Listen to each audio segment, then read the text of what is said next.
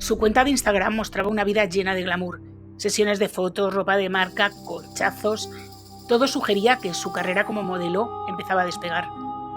Sin embargo, buena parte de esa vidorra la estaban costeando hombres mayores que le mandaban dinero con frecuencia, especialmente uno. Al principio eran ayudas puntuales para gastos concretos, pero con los meses las cantidades crecieron hasta alcanzar cifras astronómicas. Ella decía que lo necesitaba para pagar comida, medicinas o ropa para los niños, y él no solía hacer demasiadas preguntas. Pero en un momento dado, decidió comprobar qué estaba pasando, y cuando empezó a mirar con más atención en qué se estaba gastando el dinero, descubrió algo muy distinto a lo que le estaban contando.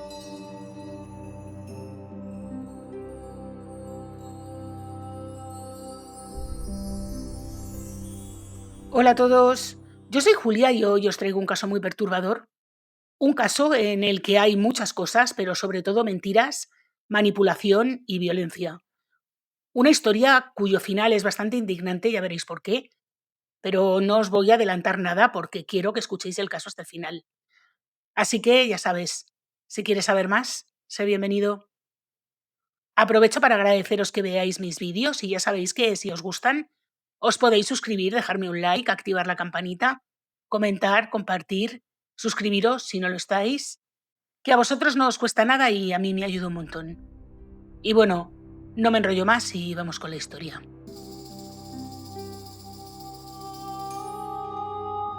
Nuestro caso comienza a las 9:30 de la mañana del 7 de marzo de 2019, cuando la policía del condado de Clark, en Nevada, Estados Unidos, recibió un aviso. Un hombre había encontrado en un camino de tierra en el desierto de Mojave, a unos 32 kilómetros de Las Vegas, un Mercedes de color azul, con todas las ventanillas bajadas y sin rastro del conductor. Al hombre le preocupaba que una persona o varias pudieran estar vagando por el desierto y que necesitaran ayuda. Poco más de una hora después, a las 10:45 de la mañana, pero el hombre que había llamado ya no estaba. En cualquier caso, dar con el coche no fue nada complicado porque no estaba escondido precisamente. Más bien parecía que se había quedado atascado al intentar salir del camino de tierra. Al principio los agentes no tenían demasiada prisa, de hecho tardaron algo más de una hora en llegar, pero cuando salieron del coche patrulla se dieron cuenta de que algo iba regulinchi. Las ventanillas no estaban bajadas, como había dicho el testigo, en realidad solo una lo estaba, las otras habían sido destrozadas con una piedra que se encontraba en el suelo del coche. En el asiento del pasajero había manchas rojas que podían ser sangre. Además había un par de guantes de látex junto a lo que parecían ser restos quemados de un pequeño fuego. Daba la impresión de que alguien había intentado prender un fuego para que el coche ardiera, pero el material con el que habían intentado que prendiera no lo había hecho. Al inclinarse para mirar mejor dentro del vehículo, los agentes percibieron también un olor bastante claro a descomposición.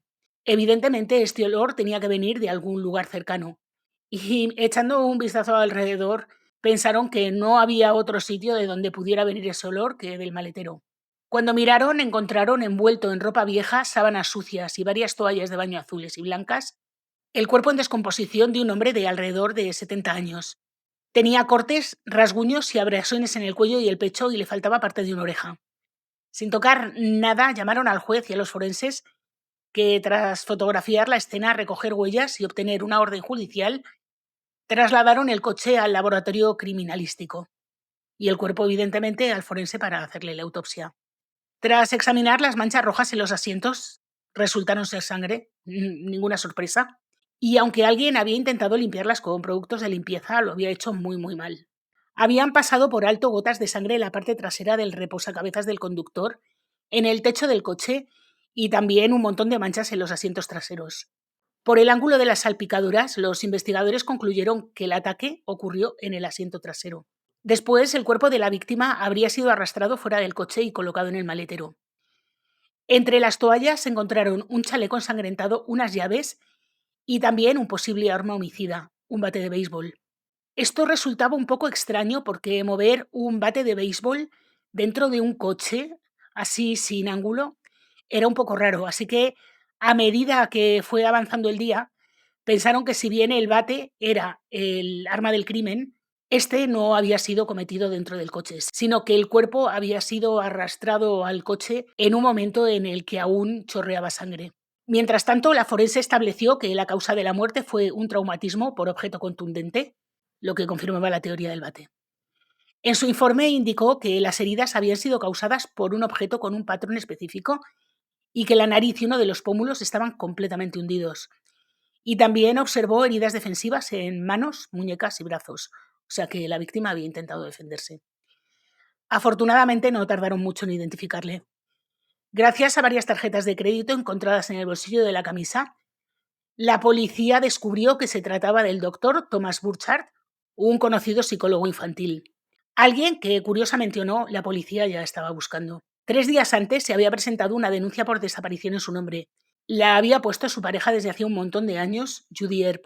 Según ese informe, el doctor había viajado desde California a Las Vegas el 1 de marzo para ver a una mujer llamada Kelsey Turner por motivos personales. Desde el 3 de marzo, Judy dejó de recibir mensajes de Thomas. El 4 de marzo no tomó su vuelo de regreso como tenía previsto y la preocupación era aún mayor porque Thomas presentaba signos tempranos de Alzheimer. Desde el 4 de marzo, la policía había acudido 3 veces a la casa de Kelsey Turner en el 7474 de Puritan Avenue para comprobar si estaba bien este hombre. Allí, Kelsey vivía con 3 compañeros, Diana Peña, John Logan Kerrison y Jeremy Eric. Sin embargo, durante esas visitas no lograron localizar ni al doctor ni a Kelsey Turner. Y tampoco pudieron encontrar ni a Diana Peña ni a Logan Kennison. En la casa encontraron el buzón lleno de cartas y un paquete sin recoger en la puerta, lo que sugería que nadie había estado en esa casa desde hacía varios días. Los vecinos confirmaron que no habían visto a Kelsey ni a ninguno de sus compañeros desde hacía unos cuantos días, y tampoco habían visto su Mercedes azul entrar o salir como era habitual. La policía sabía perfectamente porque no lo habían visto. El único de los 4 compañeros de vivienda con el que los agentes habían hablado antes de haber encontrado el coche era Jeremy Eric. Lo encontraron sentado fuera de la casa el día 6 de marzo. Afirmó que le habían echado del domicilio después de una bronca increíble con Kelsey y que llevaba días esperando a que alguno regresara para que le abriera la puerta. Pero cuando Jeremy supo que la policía investigaba la desaparición del doctor Burchard, dijo que quizá se pudiera entrar en la casa por el garaje, que él no lo había hecho, pero que era posible entrar a la casa por el garaje. Así que una vez dentro, permitió a los agentes registrar la vivienda. Según el informe policial, no encontraron nada especialmente extraño, salvo productos de limpieza esparcidos por todas partes y una puerta de dormitorio que parecía haber sido derribada. Jeremy no pudo explicar ni lo uno ni lo otro, porque cuando le echaron de casa, según él, esa puerta todavía estaba intacta. Aunque Jeremy también teorizó que Logan Kennison probablemente tenía algo que ver con aquello, ya que había sido miembro de una banda y tenía fama de tener una personalidad especialmente violenta. En el momento de esta visita de la policía no mostraron demasiado interés por los detalles de la disputa doméstica entre Jeremy y Logan, y tras confirmar que el doctor no se encontraba en casa, los agentes se marcharon y no hicieron más preguntas. Sin embargo, menos de 24 horas después todo había cambiado. La puerta rota y los productos de limpieza adquirieron ahora un significado un poquito más siniestro. La policía necesitaba volver inmediatamente al 7474 de Puritan Avenue a revisar la vivienda con más detenimiento y hablar con todos los compañeros de piso que pudiera localizar, porque tenían que reconstruir toda la historia. Sin embargo, aquello fue bastante más difícil de lo que esperaban. Kelsey, Logan y Diana seguían desaparecidos, y aquello no ayudaba nada a saber por qué un hombre de 71 años había viajado desde otro estado para alojarse en una casa llena de veinteañeros. Así que lo primero que hicieron fue tratar de saber algo más acerca de Tom Burchard, el hombre que apareció en el maletero. Según explicó su pareja, Judy Earp, la que había denunciado su desaparición, ella y el doctor Thomas Burchard se conocieron a principios de los años 2000 durante un viaje a Las Vegas con un grupo de amigos. Ella era unos 15 años más joven que él, pero aquello no les importó. Thomas era amable, divertido, ingenioso y una de las personas más inteligentes que Judy había conocido, y la conexión fue inmediata. Thomas le contó que había nacido en Boston, Massachusetts, el 16 de febrero de 1948. Su padre era profesor de arquitectura, su madre se llamaba Ellen, se dedicaba a las labores domésticas y tenía 2 hermanos, Linda y Peter. Cuando Thomas era aún un niño, la familia se trasladó a Virginia, donde su padre se convirtió en el primer decano de la Facultad de Arquitectura y Estudios Urbanos de Virginia Tech. Mientras vivía allí, Thomas estudió en la Antioch College, donde obtuvo una licenciatura en ciencias en 1970. Después ingresó en la Facultad de Medicina de la Universidad de Virginia, donde se especializó en psicología infantil y con el tiempo se convirtió en uno de los profesionales más respetados de su especialidad, con un currículum impresionante. Pero más allá de su carrera, su vida personal también era muy activa. Había estado casado y divorciado, tenía muchos amigos y varios hobbies. Era un gran aficionado al cómic y a la cultura geek y le encantaba hablar de sus pelis favoritas. Thomas y Judy Earp empezaron una relación a principios de los años 2000, vivían juntos, salían juntos y acudían a convenciones y reuniones de magia. Mientras Judy trabajaba como agente inmobiliaria. Judy aseguraba que había poquísimas cosas negativas que decir de él, salvo que quizá era demasiado ingenuo. En sus propias palabras, Thomas creía que la mayoría de los problemas del mundo se debían a desequilibrios químicos que podían corregirse con medicamentos o con dinero. Pensaba que podía salvar el mundo con su bolígrafo, o bien escribiendo un cheque o una receta. Ese modo de pensar le llevó a vivir una vida extraordinariamente generosa. Si una familia no podía pagar la medicación de su hijo, la pagaba él mismo. Si no podían comprar el material escolar, les regalaba mochilas con ropa y cuadernos. Era incapaz de negarse a ayudar. Y esa generosidad también se extendía a personas desconocidas, especialmente a mujeres vulnerables, madres solteras, trabajadoras sexuales o jóvenes sin hogar. Según Judy, esa actitud hizo que algunas personas se aprovecharan de él, especialmente cuando empezó a hacerse mayor. Porque cuando Thomas llegó a los 60 años empezaron a aparecer los primeros signos de Alzheimer. En más de una ocasión se había perdido de regreso a casa. Y fue precisamente esa incapacidad para decir que no lo que permitió que alguna gentuza se aprovechara de él. Y una de esas personas fue precisamente Kelsey Turner, una de las 4 personas que vivían en la casa del 7474 de Puritan Avenue, y también una de las 3 que habían desaparecido. No está del todo claro cuándo ni cómo se conocieron Thomas y Kelsey, pero la mayoría de los medios que he leído coinciden en que comenzaron a comunicarse por Internet alrededor del año 2016. En ese momento ambos vivían en California. Kelsey estaba en Salinas intentando desarrollar una carrera como modelo. Por lo que mostraba en redes sociales parecía que sus esfuerzos estaban dando resultados. Como creadora de contenido e influencer, Kelsey centraba su actividad principalmente en Instagram, donde para 2019 había reunido un número considerable de seguidores bajo el nombre de Bad Barbie. Su marca personal giraba en torno a la imagen de chica fiestera, despreocupada y provocativa. En sus publicaciones aparecía con frecuencia bailando en discotecas poco iluminadas, acercándose a desconocidos y bebiendo chupitos de alcohol. Kelsey era lo que podríamos llamar una modelo que se daba a conocer a través de Instagram. A partir de mediados de la década de 2010, comenzó a aparecer en revistas de estilo de vida y publicaciones para adultos, entre ellas Maxine y Playboy Italia, además de otras que ni conozco es que ni me suenan de nada. Además, Kelsey también consiguió pequeños papeles como extra en algunas películas independientes y muy poco conocidas. Sin embargo, lo que Kelsey no dejaba ver es que gran parte de esa imagen era exactamente eso, una imagen, un personaje fabricado para ocultar cómo era realmente su vida. La verdadera Kelsey era una madre soltera con 2 hijos que tenía grandísimas dificultades económicas. Vivía con su propia madre porque no conseguía llegar a fin de mes.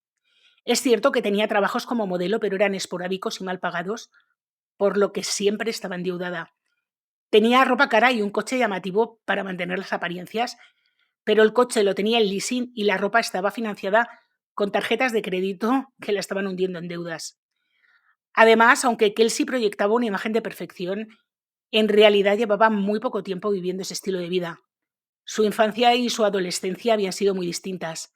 Creció cerca de Jonesboro, en Arkansas, en un entorno rural donde las actividades de fin de semana eran montar a caballo, cazar, pescar o rezar. No había discotecas ni vida nocturna, y la mayoría de los habitantes del lugar estaban perfectamente satisfechos con esa vida tranquila, pero Kelsey no, claro. Según quienes la conocieron, siempre quiso escapar de allí. Desde pequeña siempre tuvo ambiciones mucho mayores de las que Arkansas podía ofrecerle. Ya entonces soñaba con ser modelo y sus intereses giraban en torno al maquillaje, la moda y todo lo que tuviera que ver con el glamour. Y yo añado, esto no lo hice en las publicaciones, lo añado yo, todo lo que tenía que ver con el dinero. Así que decidió mudarse a California después de pasar por la universidad y tener a sus 2 hijos. Fue entonces cuando abandonó su estilo de chica vaquera y empezó a adoptar la versión mucho más provocativa de sí misma que empezó a verse después. Es cierto que tenía el físico que esa imagen exigía. Es cierto también que parte de ese físico se lo había comprado. y fue en ese momento cuando las revistas Maxim y Playboy Italia empezaron a fijarse en ella. Pero ese mundo es extremadamente competitivo y a pesar de estos trabajos, ninguna agencia parecía interesada en ofrecerle un contrato estable. Y algunas personas que la conocían creen que eso podía deberse también a su carácter. Según contaron sus conocidos, Kelsey tenía un temperamento extremadísimamente complicado. Era caprichosa, impulsiva, agresiva, mandona, inconstante, poco formal y con mucha afición a tomar alcohol y otras sustancias. Y además, también por lo visto, era una chica bastante manipuladora. O sea, una joyita de verdad. Alrededor del año 2015 empezó a escribir mensajes a hombres a través de la cuenta de Instagram Bad Barbie, esta que había creado con sus fotos provocativas. Hombres que estaban lo suficientemente desesperados y también eran lo suficientemente ricos como para pagar por una pequeña atención. El proceso era muy simple. Revisaba la lista de personas que le daban una me gusta a sus fotos y después les enviaba mensajes privados, establecía una conversación coqueta más o menos y poco a poco empezaba a insinuarles que necesitaba dinero. Jugaba con sus emociones exagerando problemas o situaciones difíciles. Y ahí es donde el doctor Thomas Burchard vuelve a entrar en la historia. Como os he dicho antes, Thomas y Kelsey empezaron a hablar por internet alrededor del año 2016 y no está muy claro quién escribió primero. Pero sí está claro que el dinero empezó a fluir desde la cuenta bancaria del doctor hacia la de Kelsey. Y ese dinero no era poco precisamente. En aproximadamente 3 años, la cantidad total habría estado entre los 300.000 y los 750.000 dólares. ¡Qué barbaridad!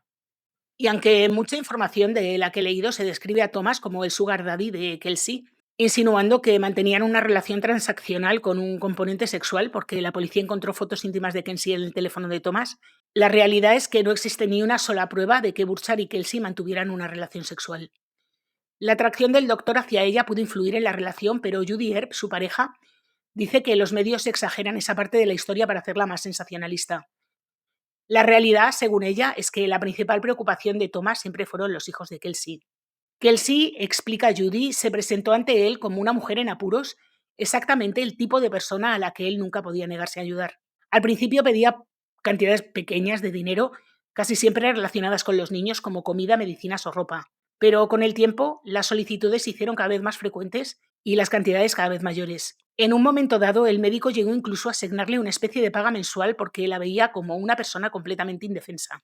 También le pagaba el leasing de un BMW para que pudiera desplazarse a sus sesiones de fotos. Que digo yo que también le podía haber pagado un Toyota, pero no, le pagaba un BMW.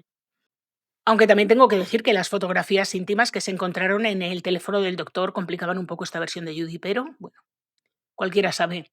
Según Judy, Thomas tenía una colección de fotos de mujeres ligeritas de ropa y que él sí era solo una más dentro de esa colección. Dice que ni siquiera fue la primera mujer a la que Thomas había enviado dinero.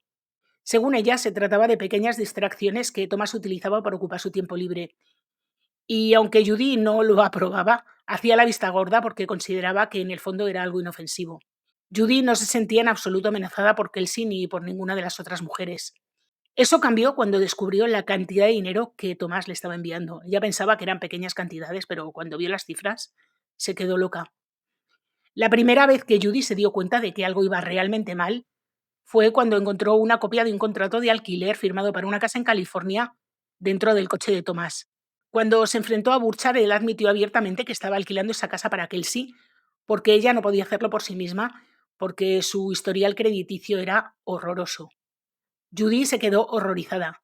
Sabía que, al firmar el contrato él, serían ellos los responsables de cualquier daño que pudiera ocurrir en la vivienda y Kelsey era conocida por todo lo que os he dicho y además por organizar fiestas salvajes. Le pidió a Thomas que reconsiderara la decisión, pero él se negó. Insistía en que Kelsey necesitaba su ayuda. Convencida de que Burchard estaba siendo terriblemente ingenuo, Judy empezó a investigar por su cuenta. Y fue entonces cuando calculó por lo bajo aquello de los 300.000 dólares. Más tarde, el propio Burchard le diría que esa cifra era demasiado baja. Con su tarjeta de crédito, Kelsey había comprado ropa, joyas e incluso se había hecho la cirugía estética. A partir de ese momento, Judy se propuso separar a Thomas de Kelsey. Así que le dijo que dejara de enviarle dinero de inmediato. Según Judy, fue entonces cuando comenzó la hostilidad entre ambas mujeres, que acabarían odiándose profundamente. En un mensaje de texto que más tarde obtendría la policía, Kelsey le escribió al doctor lo siguiente: Judy está en mi lista negra y si alguna vez consigue que me echen de casa, la mataré. Ay, la criaturita esta. Judy vio ese mensaje y volvió a pedirle a Thomas que lo pensara bien. Le preguntó si realmente quería que su dinero fuera a parar a alguien que hacía amenazas de ese tipo. Y esta vez consiguió convencerle. A finales de 2018, Burchard le dijo a Kelsey que no seguiría financiando su estilo de vida. Como consecuencia, Kelsey fue desalojada de su casa en California y perdió el acceso al BMW que conducía. Poco después, uno de sus hijos también fue retirado de su custodia por motivos que no se hicieron públicos. Kelsey, por supuesto, echó la culpa a Judy de todo y estaba furiosísima. Así que comenzó a enviar al doctor una nueva serie de amenazas dirigidas contra Judy, pero en un momento dado, como vio que aquello no daba resultado, decidió cambiar de estrategia. En lugar de atacar a Judy, empezó a atacar directamente a Thomas. Le envió varios mensajes de texto diciendo que presentaría una denuncia anónima ante sus superiores, acusándole de ser un pedófilo que guardaba imágenes de menores en su teléfono. Más tarde, la policía confirmaría que Thomas para nada era de ese tipo de personas y que esas imágenes nunca existieron. Pero el doctor sabía que la acusación por sí sola podría destruir su reputación para siempre. Todavía seguía atendiendo pacientes y no quería verse suspendido o obligado a retirarse mientras investigaban estas acusaciones, porque él sabía que le quedaba poco tiempo de práctica médica. Y tampoco creía poder acudir a la policía porque eso atraería aún más la atención sobre el asunto. Así que, avergonzado y sintiéndose acorralado, Burchard solo quería que el problema desapareciera. Así que lo único que se le ocurrió fue intentar pagar para que Kelsey desapareciera de su vida. Aunque no se sabe exactamente cuánto dinero le dio en ese momento, a finales de 2018 le ofreció un trato bastante sencillo. Le daría suficiente dinero para empezar una vida nueva en otra ciudad, siempre que dejara de contactar con él para siempre. Incluso estaba dispuesto a firmar un nuevo contrato de alquiler para ella y ayudarla a conseguir otro coche. Kelsey, por supuesto, aceptó la oferta, hombre, faltaría más. Y eligió Las Vegas como nuevo destino. Poco después dejó en California a su madre, a uno de sus hijos, que le habían quitado la custodia, y se mudó a la casa del 7474 de Puritan Avenue, junto a su hijo de 4 años, el único del que aún tenía la custodia. La casa era bastante lujosa, os voy a dejar imágenes. Tenía 2 plantas, un gran salón abierto, cocina, garaje para 3 coches y piscina. Y todo lo pagaba Thomas Burchard. Para desplazarse, Kelsey consiguió un coche de un matrimonio chino que estaba en Estados Unidos por trabajo, pero debía regresar a China, por lo que buscaban a alguien que asumiera las cuotas del coche. Con el visto bueno de Burchard, Kelsey pagó $2.500 y firmó un acuerdo para hacerse cargo de los pagos mensuales de unos $550 al mes. Ese coche era el Mercedes azul que más tarde aparecería abandonado en el desierto. En apenas unos meses, Kelsey había vuelto a vivir del dinero del médico y su carrera además parecía retomar el rumbo. Eligió Las Vegas porque, aunque las oportunidades como modelo eran menos numerosas y menos glamurosas, había conseguido trabajo como promotora de fiestas en varios hoteles del Strip de Las Vegas. Su papel consistía en atraer empresarios y clientes a fiestas y eventos, y para ello se anunciaba como modelo de Playboy. El trabajo, la atención, las fiestas, todo encajaba con el tipo de vida que a ella le gustaba. Y allí no tardó mucho tiempo en hacerse nuevos amigos. 3 de ellos acabarían convirtiéndose en sus compañeros de casa. Eran Diana Peña, Jeremy Eric y John Logan Kennison. Diana trabajaba como camarera en el Caesar Palace. Sobre Jeremy hay poquísima información, pero Logan Kennison sí sería importante. Era un aspirante a músico con antecedentes de pertenecer a una banda y empezó a salir con Kelsey poco después de que ella llegara a Las Vegas. En la casa de Puritan Avenue, Kelsey y Logan ocupaban el dormitorio principal del piso superior. El hijo de Kelsey tenía su propia habitación junto a ellos. Diana vivía en el otro dormitorio del piso de arriba. Y Jeremy ocupaba una habitación en la planta baja cerca del garaje. Ni que decir tiene que los amigos de Kelsey vivían en esa casa sin pagar alquiler. En ese momento Kelsey podría haberse conformado con lo que tenía, pero no pudo resistirse a presumir de su victoria ante Judy. Y poco después todo empezó a torcerse. Después de instalarse en la casa, Kelsey le envió un mensaje a Judy que decía: «Gracias por quedarte con el BMW, a mí me sienta mucho mejor el Mercedes». Y añadió unos cuantos emojis de bastante mal gusto. Fue entonces cuando Judy supo que Burchard y Kelsey habían vuelto a ponerse en contacto. Sin embargo, cuando Thomas le explicó por qué lo había hecho, Judy no se enfadó. Al fin y al cabo, le habían hecho chantaje. Ambos esperaban que, con Kelsey a casi 800 kilómetros de distancia, esta desapareciera definitivamente de sus vidas, pero evidentemente no fue así. A finales de febrero de 2019, Kelsey volvió a escribir al doctor con otra de sus habituales historias dramáticas.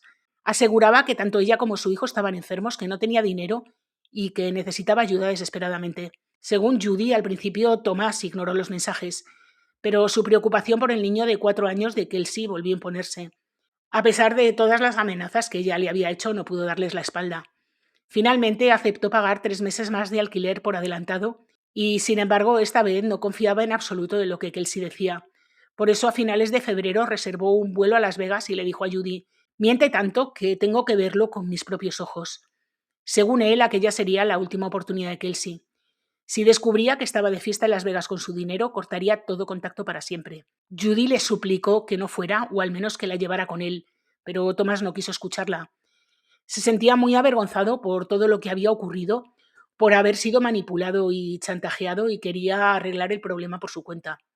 Así que el 1 de marzo de 2019, Thomas tomó un avión hacia Las Vegas y fue la última vez que Judy le vio con vida. Con todo este contexto vamos a volver otra vez al comienzo de la historia, cuando encontraron el cuerpo del médico en el maletero del coche. Recordemos que Judy había denunciado su desaparición el 4 de marzo, después de que no cogiera el vuelo de regreso.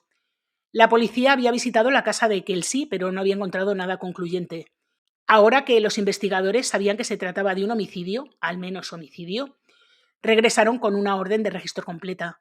El 8 de marzo, los detectives volvieron a la vivienda junto a un equipo forense y descubrieron muchas cosas.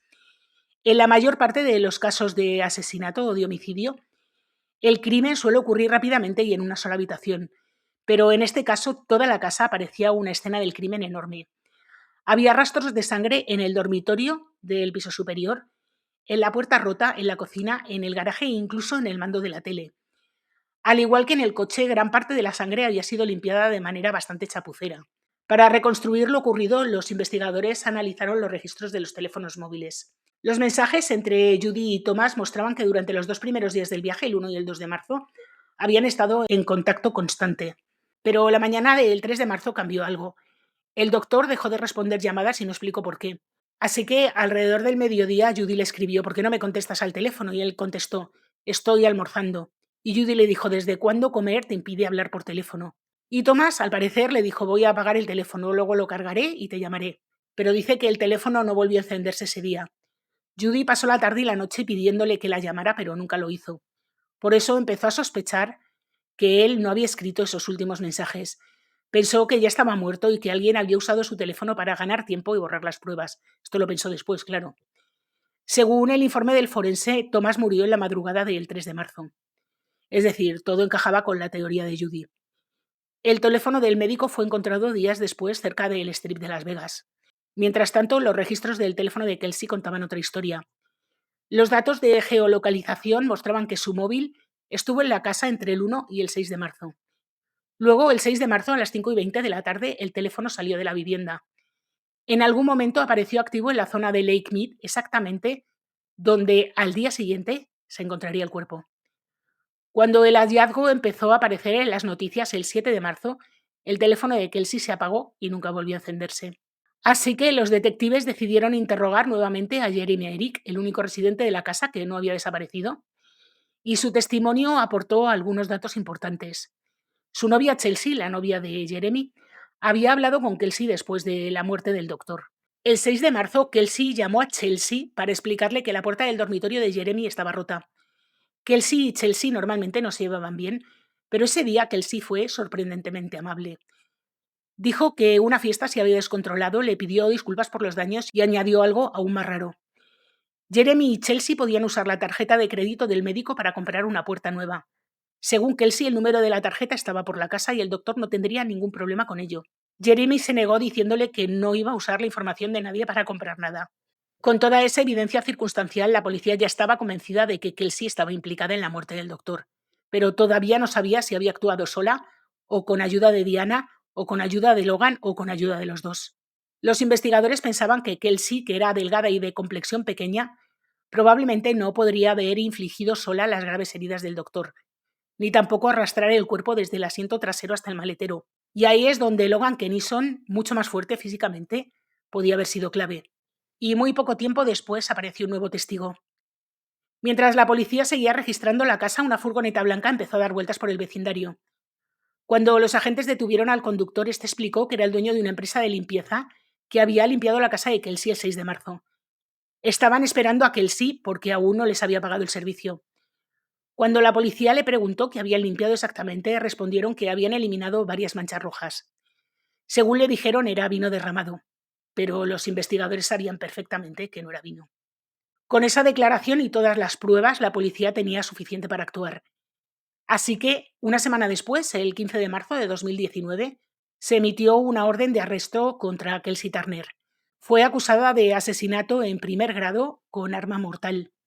De la noche a la mañana, esta se había hecho tan famosa como ella quería, pero por los motivos equivocados.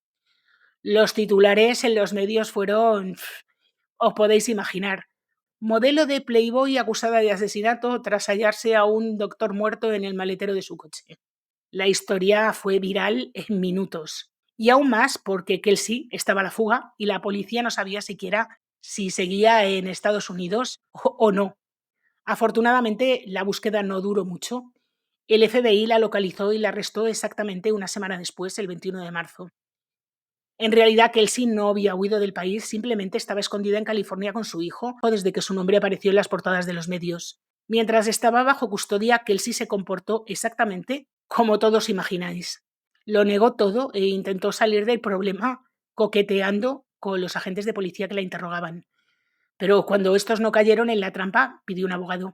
Después de esto, la policía volvió a centrar su atención en Diana y en Logan, y pronto se emitieron órdenes de arresto contra ambos y los dos fueron detenidos. Logan estaba escondido en casa de su madre en Las Vegas, un sitio, vamos, donde nadie hubiera ido a buscarle. Diana, en cambio, se entregó voluntariamente. Esa decisión acabaría ayudando tanto a la policía como a ella misma. Resultó que a pesar de todas las pruebas que los investigadores habían encontrado dentro de la casa y en el coche, todavía no sabían exactamente qué había ocurrido dentro de la vivienda de Kelsey el 3 de marzo, por qué había sucedido y, lo más importante, quién era el responsable. Según Diana, la visita sorpresa del doctor el 1 de marzo provocó el caos en la casa. Tal como el doctor sospechaba, Kelsey había mentido sobre estar enferma, pero también había mentido sobre muchas otras cosas. Al parecer, Kelsey no le había contado que tenía compañeros de piso porque quería que él creyera que solo ella y su hijo vivían con su dinero. Tampoco quería que el doctor supiera que Logan era su novio, porque según le había dicho a Diana, Thomas estaba enamorado de ella y temía que dejara de ayudarla económicamente por celos. Así que lo que le dijo al médico es que estaban allí de visita, por eso les dijo que esa noche se fueran, y también le dijo a Diana que si el doctor preguntaba quién era Logan, debía decir que se llamaba Jay y que era su tatuador. Afortunadamente para ella, al final del primer día, Kelsey logró tranquilizar al médico y aquella noche la situación dentro de la casa fue incómoda pero relativamente tranquila. Sin embargo, ese frágil equilibrio se rompió la mañana siguiente, el 2 de marzo, cuando Jeremy volvió a casa con su novia Chelsea. Kelsey y Chelsea no se llevaban nada bien. Kelsey sospechaba que Chelsea intentaba seducir al médico para quitárselo, unas sospechas completamente infundadas porque esta chica llegó a casa sin saber ni quién era el doctor ni qué hacía ese señor allí, pero bueno. Esta sospecha surgió porque en un momento de la tarde el médico y Chelsea salieron juntos a comprar comida sin decirle nada a Kelsey, y aquello provocó una reacción de furia absoluta. Kelsey llamó al médico a su móvil y le exigió que regresara inmediatamente a casa. ¿Quién es esta chica para decirle nada a nadie? Cuando volvió, estalló una discusión en el jardín delantero entre Kelsey, Chelsea, Jeremy, el doctor y Logan. O sea, imaginaros la que se lió ahí todos dando voces. Hubo gritos, amenazas de violencia, pero Jeremy y Chelsea se marcharon antes de que la situación empeorara. Por ese motivo, no volvieron a entrar en la casa durante varios días y por eso estaba el hombre esperando en la puerta cuando llegó la policía. Después de su marcha, la tensión volvió a bajar, aunque el ambiente seguía siendo incomodísimo. Diana explicó que por suerte no tuvo que soportarlo mucho tiempo porque tenía que empezar su turno y dejó en la casa a Kelsey, al doctor y al hijo de Kelsey, y no volvió a verlos hasta que el médico y Kelsey fueron a recogerla alrededor de las 2 de la mañana. Para entonces las tensiones parecían haberse relajado, pero fue durante el trayecto de vuelta a casa, por la noche, cuando todo se descontroló por completo. El médico conducía, Kelsey iba en el asiento del copiloto y Diana atrás. Ni Diana ni Kelsey estaban prestando atención a la ruta, así que el doctor se desorientó porque os he dicho que tenía principio de Alzheimer, y acabó conduciendo por una zona de Las Vegas que ninguno de ellos conocía. Esto hizo que Kelsey cogiera el teléfono del médico para abrir Google Maps, pero mientras buscaba la ruta empezó a revisar el historial del teléfono y al ver los mensajes encontró una conversación entre el médico y la madre de Kelsey en la que él hablaba de la situación de vida de Kelsey y mencionaba su intención de contactar con servicios de protección al menor para que le retiraran la custodia del niño que aún tenía. Aquello enfureció a Kelsey y mientras el doctor seguía conduciendo, Kelsey empezó a gritarle, a golpearle, a darle patadas y a tirar de su ropa mientras el coche circulaba a una cierta velocidad. Diana les pidió que se calmaran, pero Kelsey estaba completamente fuera de sí. El médico se vio obligado a golpearla, no para hacerle daño, sino para evitar perder el control del coche. Finalmente consiguió mantener el vehículo en la carretera y llegaron a la casa poco después. Pero una vez dentro, la discusión continuó. Kelsey le gritaba al médico a pleno pulmón y volvió a amenazar con denunciarle en el hospital con acusaciones falsas. Esto llevó a Thomas a encerrarse en uno de los dormitorios. Kelsey golpeó la puerta exigiendo que la abriera, pero él se negó. Temiendo por la seguridad del niño, Diana llamó a un amigo de confianza para que fuera a recoger al niño y le sacara de la casa. Luego intentó mantenerse al margen esperando que la discusión se apagara por sí sola, como había ocurrido otras veces. Pero, lejos de calmarse, todo empeoró cuando Logan se involucró.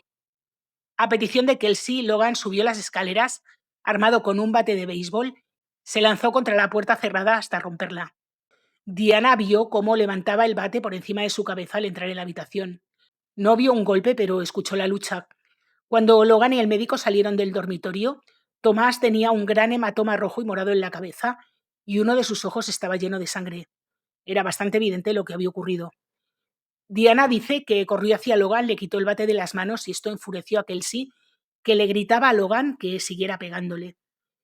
El doctor, creyendo que Diana estaba de su lado, se acercó a ella y le dijo que necesitaba ir al médico, para que le miraran la herida que tenía en la cabeza, claro. Diana vio que estaba aturdido y estuvo de acuerdo diciéndoles lo mismo a Kelsey y a Logan. Sin embargo, ellos no querían salir de la casa ni querían que el médico lo hiciera. Mientras debatían qué hacer, Diana ayudó al médico a limpiarse la sangre y los dos fueron al garaje donde se sentaron en uno de los asientos traseros del Mercedes de Kelsey. Allí Diana le preguntó al doctor si diría a los médicos cuando llegaran al hospital porque temía que la policía pudiera arrestarles. Y el médico le dijo que no diría nada que metiera en problemas a nadie, ni siquiera a Kelsey o a Logan. Diría simplemente que había sido asaltado por unos desconocidos en el strip. También empezó a suplicarle a Diana que no lo dejara solo con Kelsey, porque estaba convencido de que ella iba a intentar matarle. Diana no le creyó porque pensó que estaba exagerando. Y mientras hablaba con el médico, Kelsey y Logan aparecieron en el garaje y le dijeron a Diana y al doctor que volvieran a entrar en casa. Dijeron que antes de llevarle al hospital querían que todos ayudaran a limpiar la casa porque no estaban convencidos de que el doctor mantuviera la boca cerrada y querían asegurarse de que no hubiera sangre visible en caso de que la policía llegara a investigar. Creyendo que la herida del médico no era demasiado grave, Diana aceptó y regresó al dormitorio de arriba para quitar las sábanas y limpiar la habitación como le habían dicho. Fue entonces cuando escuchó una discusión en el garaje seguida del sonido de una pelea. El médico no quería volver a entrar en la casa y Diana recordó más tarde que estaba arriba, pero podía oír a Kelsey gritando a Logan, llamándole cobarde y diciéndole que tenía que dejar inconsciente al médico. No queriendo que el médico sufriera más daño, Diana gritó desde arriba pidiéndoles que se detuvieran, pero la pelea continuó y fue entonces cuando empezó a bajar las escaleras. Pero cuando llegó al rellano, Kelsey salió del garaje y le dijo que ya era demasiado tarde. Diana le preguntó qué quería decir con eso, pero Kelsey no le respondió. Entonces Logan salió de nuevo del garaje sosteniendo el bate de béisbol, y tanto el bate como su rostro, su cuello, sus brazos y su camisa estaban cubiertos de salpicaduras de sangre. En la otra mano llevaba una pistola también manchada de sangre. En ese momento Diana dice que supo que debía haber salido corriendo, pero que no pudo. Dice que estaba paralizada por el miedo. Kelsey, la compañera de casa que conocía desde hacía menos de 4 meses, acababa de ordenar el asesinato de un hombre al que ella conocía desde hacía años porque no confiaba en que guardara silencio. Logan, el hombre que había golpeado a Thomas hasta matarlo, tenía conexiones con bandas por toda la ciudad. Y ahora ambos la miraban fijamente, evaluando su reacción ante lo que acababa de presenciar. En ese instante, Diana se convenció de que no iban a dudar en matarla también si ella no cooperaba. Según sus propias palabras, no sabía qué más hacer. Si me hubieran pedido que me tirara por la ventana, probablemente lo había hecho porque estaba aterrorizada. Logan le ordenó que siguiera limpiando la casa y eso fue exactamente lo que hizo. Fregó las paredes, el suelo, el garaje e incluso el coche, pero la sangre no desapareció. Al ver que las manchas no salían, Logan empezó a ponerse nervioso y dijo que él se encargaría del coche y que todos tenían que irse de inmediato. Con aquella horrible noche aparentemente terminada, Diana abandonó la casa para ir a quedarse con su novio e intentar calmarse. Incluso entonces seguía convencida de que Kelsey y Logan podrían hacerle daño y no quería quedarse sola. No volvió a saber nada de ellos durante 2 días hasta que recibió una llamada de Kelsey informándole de que la policía había pasado por la casa para hacer la primera comprobación de bienestar. En ese momento, Diana volvió a reunirse con Kelsey y Logan en una habitación del hotel Mandalay Bay, donde hablaron de lo ocurrido y de lo que tenían que hacer a continuación. La historia que Kelsey había inventado era bastante desesperada.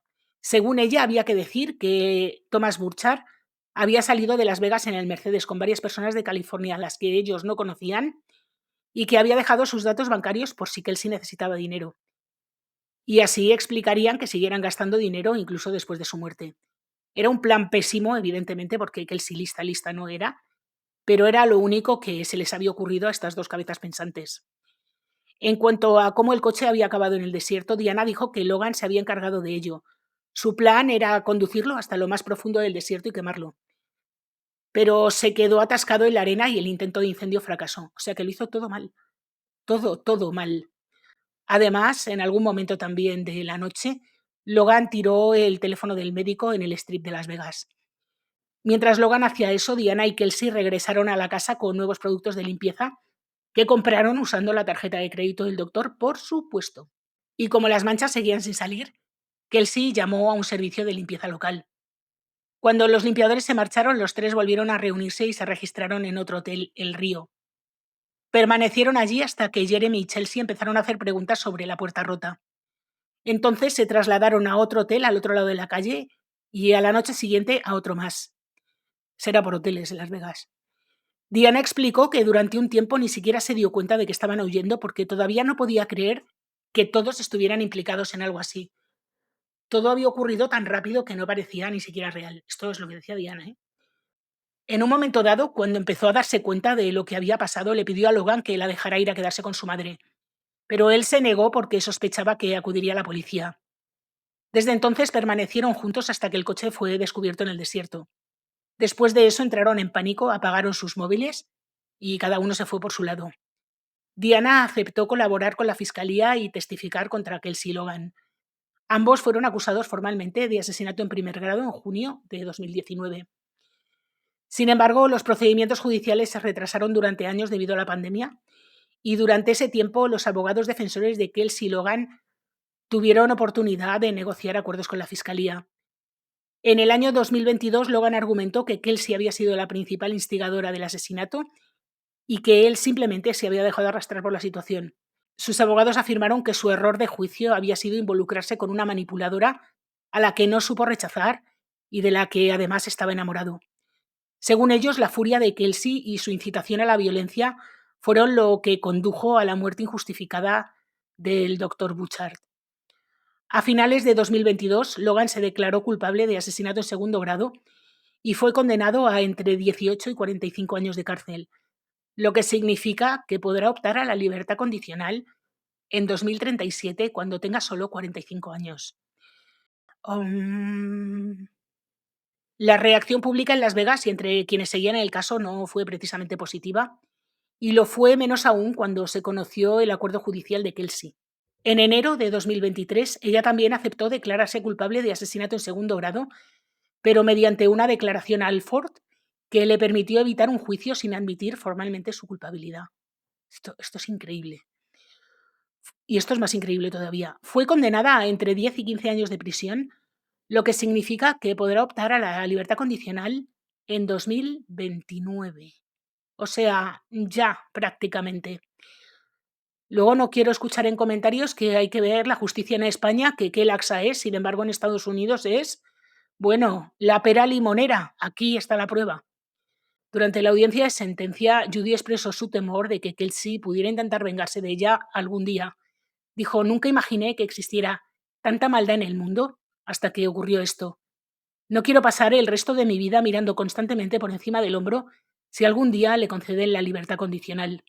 Dado que Kelsey ya había amenazado su vida varias veces, sus temores parecen bastante comprensibles. Sin embargo, su declaración no cambió en absoluto el resultado. Hoy Kelsey sigue encarcelada en el Florence McClure Women's Correctional Center en Las Vegas y allí sigue manteniendo su inocencia y afirma que piensa retomar su carrera como modelo cuando salga de prisión. Y me creo que esta mujer terminará triunfando como modelo porque se ha hecho famosísima y a ver qué revista de este tipo no va a caer en el morbo de publicar fotos de esta individua. Es que no doy crédito a esto, es que me indigna tanto. O sea, al final se ha hecho famosa, va a salir de la cárcel dentro de nada y encima se va a llevar una pasta que es lo que ella siempre ha querido. Es increíble. Y bueno, en cuanto a Diana, por su cooperación con los investigadores, fue acusada de encubrimiento y condenada a 36 meses de libertad condicional. Durante su sentencia pidió disculpas entre lágrimas al doctor Butcher, a su familia, a sus amigos y al público, y su abogado explicó que desde su arresto se había mudado de Las Vegas y había buscado ayuda profesional. Yo no sé a vosotros qué os parece la condena de este caso. Como veis, a mí este caso, el final de este caso me ha indignado enormemente, pero enormemente, porque sí es cierto que les condenaron, sí es cierto que les pillaron, pero después de lo que hicieron, me parece una condena tan leve, especialmente para ella, que es que no entiendo, de verdad, no me entra en la cabeza. Y luego otra cosa, esta mujer manipuló de tal manera y robó, porque en mi cabeza eso, robar tanto dinero al doctor y que no le haya caído ni una multa, que es que de verdad que no puedo entenderlo. Pero bueno, así son las cosas. Y bueno, con este mini cabreíto mío se acaba el caso de hoy. Un caso que entiendo que muchos conoceréis porque es un caso bastante conocido, pero bueno, también supongo que otros muchos no lo conoceríais. Decidme, por favor, lo que pensáis de la sentencia, si estáis de acuerdo conmigo o no. Bueno, como os digo, hasta aquí el caso de hoy. Espero que os haya gustado. Si es así, por favor, dejarme un like, activar la campanita, comentar, compartir, suscribiros si no lo estáis. Recordad que tengo otro canal, Letra Pequeña, donde subo caso todos los martes y en este subo casos todos los viernes. Así que hasta la semana que viene.